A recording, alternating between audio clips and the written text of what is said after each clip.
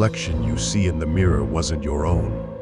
What if something or someone was watching you back? The man in the mirror. Michael always hated the old mirror that hung in the hallway of his childhood home. It wasn't just because of its cracked frame or the strange smudge that wouldn't wipe away, no matter how much he tried. It was because every time he passed it, something didn't feel right. It was like his reflection lingered just a moment too long after he had walked away. But he shrugged it off, telling himself it was just his imagination.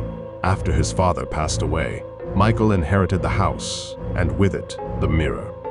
Despite the unease it gave him, he couldn't bring himself to throw it out. It had been in the family for generations.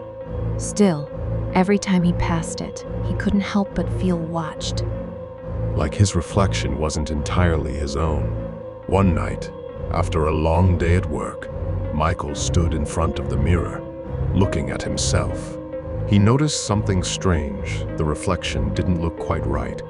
It moved slower, just slightly behind his own movements. He raised his hand to his face, but the reflection hesitated before following. A cold chill ran down his spine.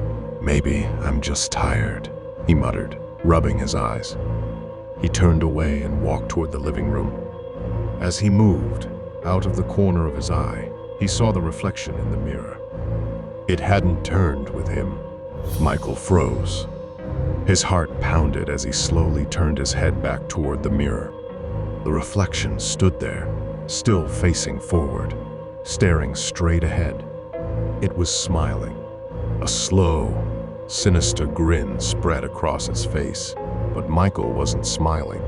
He took a step back, his breath quickening, but the reflection didn't move. It just stood there, watching him. His mind raced, trying to rationalize what he was seeing. He stepped forward, reaching out to touch the mirror, hoping this was some kind of trick.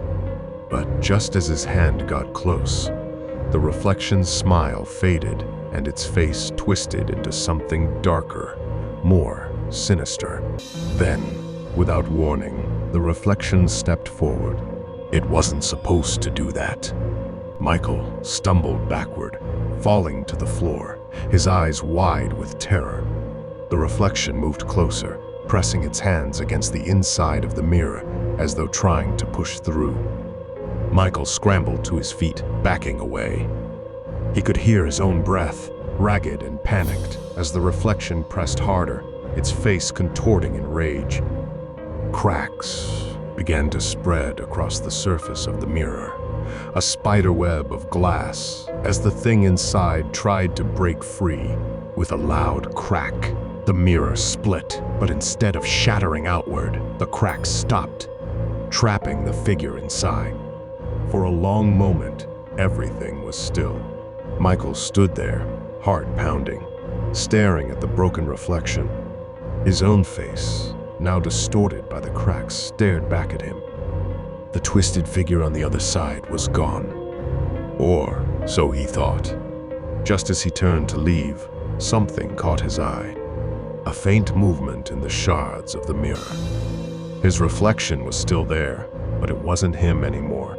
It was that thing, grinning wickedly. Michael backed away slowly, but as he did, he noticed something chilling. Every mirror in the house began to hum softly, the surfaces vibrating as if something or someone was moving inside them, waiting. From that night on, Michael avoided mirrors entirely. But sometimes, late at night, he could still hear that humming. And every time he glanced at a reflective surface, he saw it, his reflection, or whatever was left of it, watching, waiting for its chance to escape.